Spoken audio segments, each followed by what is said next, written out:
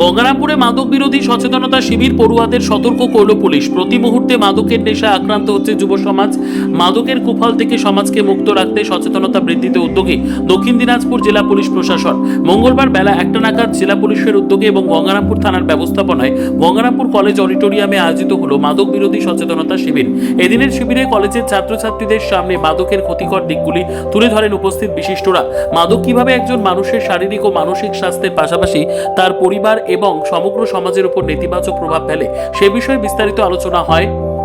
একই সঙ্গে মাদক থেকে দূরে থেকে সুস্থ স্বাভাবিক জীবনযাপনের বার্তাও দেওয়া হয়।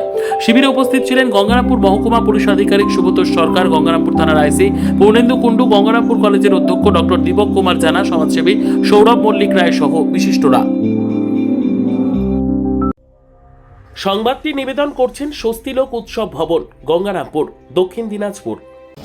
আজ গঙ্গারামপুর পুলিশ স্টেশনের সহযোগিতায় গঙ্গারামপুর কলেজে একটা ড্রাগ অ্যাডিকশানের অ্যাওয়ারনেস ক্যাম্প করা হয়েছিল।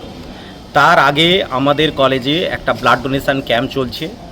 তার পাশাপাশি আমাদের এই অনুষ্ঠানে উপস্থিত হয়েছিলেন আইসি গঙ্গারামপুর পুলিশ স্টেশনের আইসি পূর্ণেন্দু কুমার কুণ্ডু, এসডিপিও সুব্রত সরকার, এসআই মোহাম্মদ রবিউল আলম।